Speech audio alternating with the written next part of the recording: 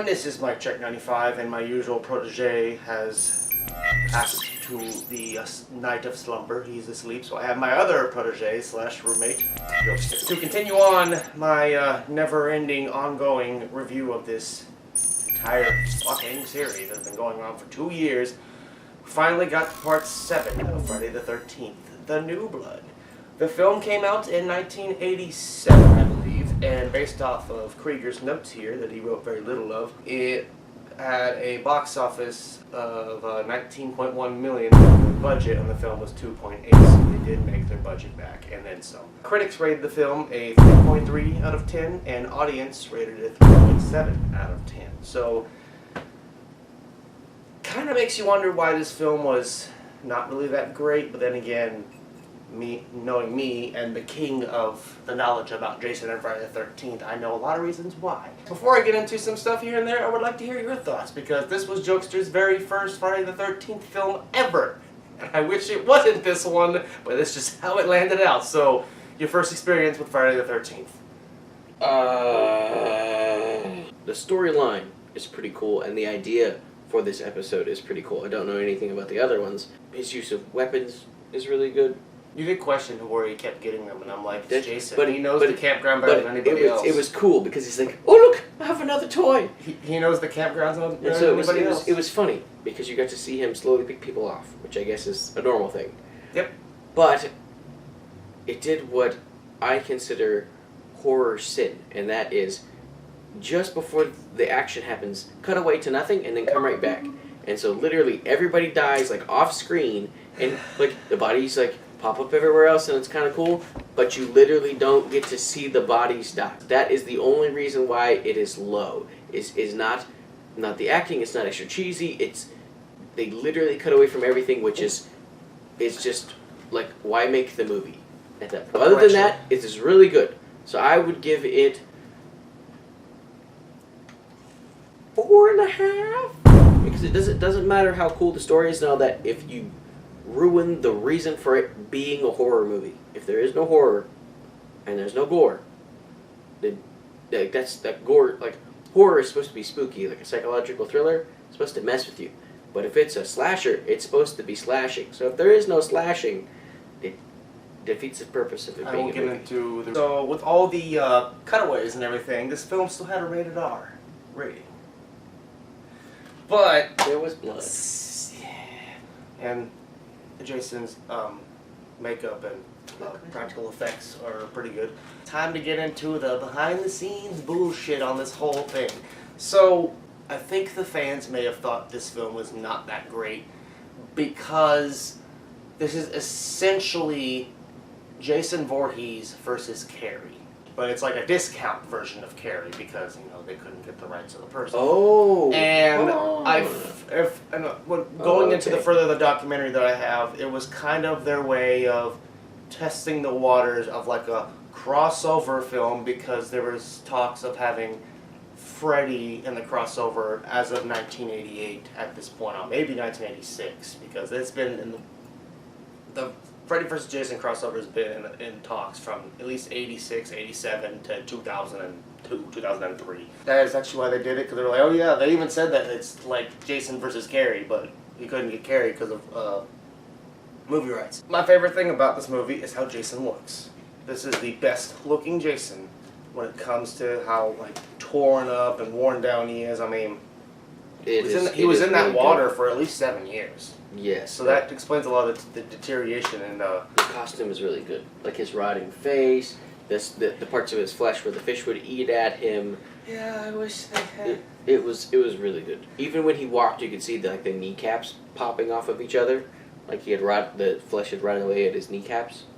Yeah, and that's but he looked water soaked too. He just didn't look like when you get out of the bathtub and you got like dead skin hanging from you. So like a different color. That was also there. So that was a really cool costume. To kind of, I guess, explain why they cut away so much is that, number one, the director of the film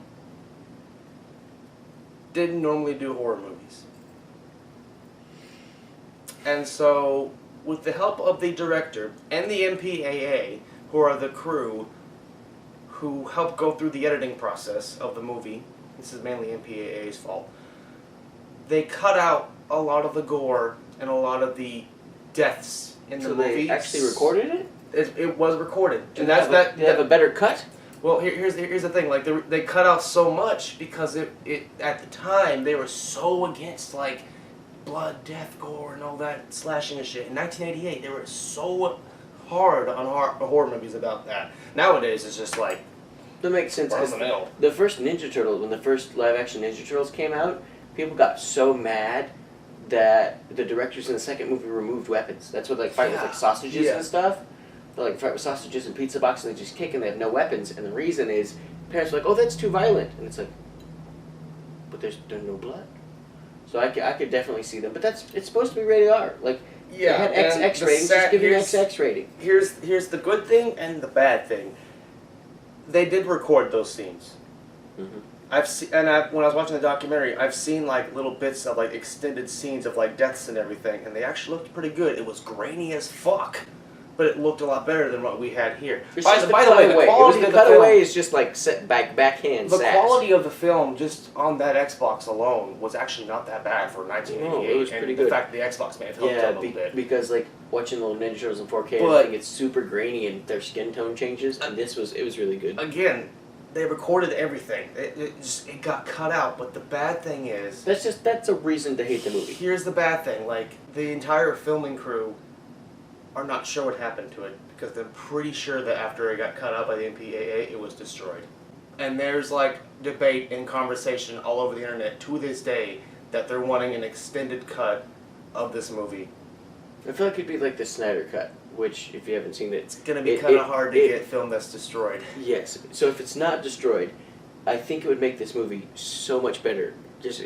But it's also the cutting just makes it so bad. It's been at least 30 plus years. It's like a slasher taboo. You don't do that. If you do that, you do it for dramatic effect, and it wasn't dramatic. It just took away all of it. So and on top of that, like even the last death in the entire movie, I barely even got to see any of it. So I was like asking Mike, did that even happen? It's like, yeah, you barely got to see it. And it's just like, then why kill her? It was funny because like the reason why I like the kill so much is because the editing for it was fucking horrible. But he takes the axe, he smashes into the horror slut bitch character, and then he grabs her by the head and like throws her at the two survivors, and they jump out of the way, and her body just like fucking smashes through the TV in the corner of the wall. And she just it was so fucking hilarious. Oh yeah, and that one thing you did point out with the chick getting thrown out the window. Mm-hmm. Yes, it is said in the documentary that at that point in time they needed to do a stunt double, and the only person that could do it was for a guy, so they had to make that quick decision just like that. It went from this super skinny chick to this super beefy dude. Yeah, and that's not the only time it's happened. It happened again in like one of the earlier films, just because that's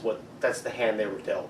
Luckily, the director of the film, I think it's not sure if it's the director. I think it's the producer, because the producer has a little bit more power than the director does. So it's the producer that she normally doesn't do horror movies. The director was like all out making this the best looking Jason film ever. Like the way Jason looks, the kills, the setting, and everything, and whatever. It was good. It was the producer that was like, well, no, we need to cut that back, or no, I don't really like how that looks. It was cool. He just like insta kills everybody. He had to like argue with the producer just to keep the way Jason looks.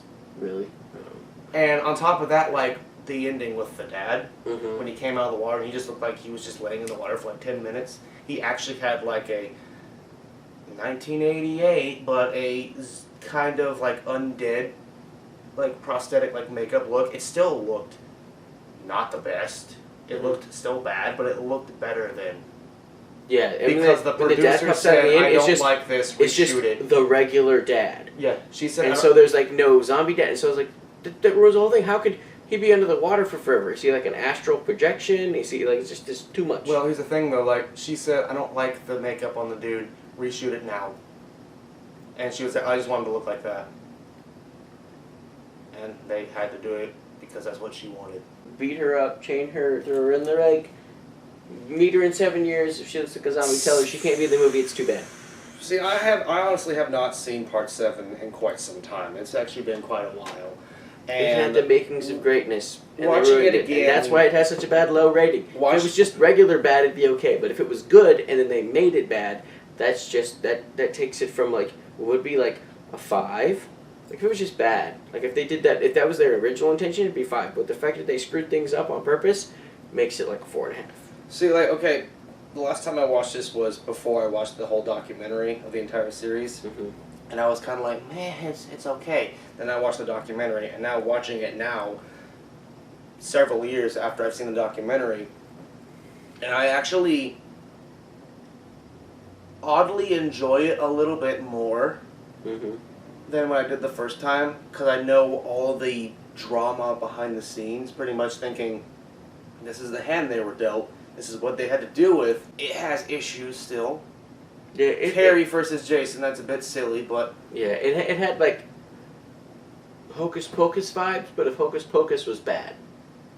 And it was just, it's because they were like, we're going to make it PG, but give it an R rating and put like fake blood everywhere. It's like, if you're not going to make it a slasher. I'm not gonna say this movie was bad. Like, it's not a 3 or 2 or whatever. No, because it's definitely there's ones worse than it. There's lots of effort into this movie. So creatively, it had a lot in it. The problem was the poor choices. I think my main issue with it is I feel like it takes too long in the beginning just to get the Jasoning to kick off and going. Because I know they had to build the story and everything. So I'm glad they actually built a story in this. It's just I felt like it may have been stretched out a little bit too long. But then again, I'm a little nitpicky when it comes to that. But yeah, the Jason, here I go killing again. That was pretty good. the And continuality of the I have a fact- video. I have a weapon. I have a different weapon. Now I kill this person this way. Now I Well, gotta hide their head over here. the part that where- was very creative, but they just cut way too much of it. So it's just like, did that person even die? Also, people, like I said, it's really cool. Jason just one shots people. Like if you chop somebody's head off, that's okay. But if he stabs somebody in the chest, they don't just die instantly. And so that was kind of like, I'm pretty sure there would have been more gore and it would have been more convincing that they killed him in a second. But it's just like ha, and they're like, oh, he's dead. It's like, So you don't even get to see what he did to him. the It's sleeping like bag chainsaw, kill. then it's done. The sleeping bag kill. That one's interesting because they had to reshoot that a couple times because the guy who was playing Jason, Kane Hodder, was having a hard time just because in all reality it was just like a dummy in the bag and trying to swing it against the tree, and I guess the dummy was actually pretty heavy. And the original idea was to have him just swing it against the tree like 2 or 3 times, and they just had to keep reshooting it because it wasn't landing just right, and so they got it to where like he just did the one good swing. And then they cut to the chick hitting the ground, and he said after like 6, 7, 8, 9, 10 times filming it, he was so fucking tired. Yeah, He was okay with the one and that done. was a pretty cool death out of all the deaths because it's just like you could see where she hit the tree and stuff. The other one's just like the doctor, the killing the doctor. He's like the chainsaw. He's like, oh, run away, come back. Oh, got the chainsaw, which is just like a saw on the end of a pole, like a He said weed the whacker. pole cutter. Yeah, pole cutter, and then he like goes ah, and then it shows the guy going ah, and then he's dead. And there's no Again, like that's a quick that's slash, not. and so it looked like he didn't even kill him, and then he's like instant death, and so I'm just like, no. And I did not like that. That ruined the movie. And now that it you was can really think good. about it, that it wasn't the filming crew's fault. It was the MPAA. It was their fault. It They're the makes reasons the why it movie got cut down awesome. so bad. I wish that they didn't This do that. film. So the producer gets a 2, and the filmmakers and the creators and the designers get like a 7 or an 8, maybe a 9, because this was really good. Like the story, the flashing back and forth, his choice of weapons, how he kills people, the surprise, the story. I know like it does lead up slow, but it has to introduce the it has to introduce the protagonist, which is the first time like somebody like is like, oh, I have superpowers, I could just hurt Jason now. But it was really cool, and the flow was really cool, and the believability of all the characters. Hi, I do this. Hi, I do that. Oh, this is my friend, not my friend. It didn't feel cheesy in that way. There was none of it that was like, It was quality. It's two and a up, movie. 2.5 down. It's a It's movie 4.5. that had so much potential, and it could have been so good because they're following right behind Part 6, which is the movie that kind of rejuvenated the series because Part 5 killed it, but Part 6 saved it, and then Part 7 happens, and it's like You're it's just there. asking for it. You can see the formula. It's the perfect blend and whatnot. And it's like you take like a recipe for like a delicious like dish because you're a cooking fanatic, and you take out all the good parts. Yeah. And throw it together. Take out all the good spices and everything, and you Yeah, throw it together. This bland. That's like having gloop of That's Jell-O. like having boiled chicken. Who has boiled chicken with no like not even mustard sauce on it? Like This is a boiled chicken that has no flavor. It's like it's edible absolutely because no it's chicken, flavor. but it's just flavorless like water chicken. from the tap, chicken from the freezer, pan, and it like no rice, no pepper, no Cajun It seasoning, has a little bit. no dipping sauce. It has It's a not tiny even bit. grilled. It- It's it- like soggy and dripping. It has a tiny bit of spice because it still has some spice in the movie. It's like going out and getting like the best cut of steak, and then like burning it. Beyond rare, like it's like a black crust on it, like the outside is charred. It's just, and it's like a brick. It had potential. Overall, you're not gonna see me watching this film on Friday the 13th. I'm gonna pick other ones that I like more. Yeah. But it's not the worst, because we're about to go hit the worst ones. This is MykeCheck'd 95, And Jokester. and we're gonna sign out. And I'm going to shove my head into a microwave and prepare myself for part 8. Which we will watch after watching some good quality stuff. To make our brains feel better. Part 8. Jason Takes Manhattan.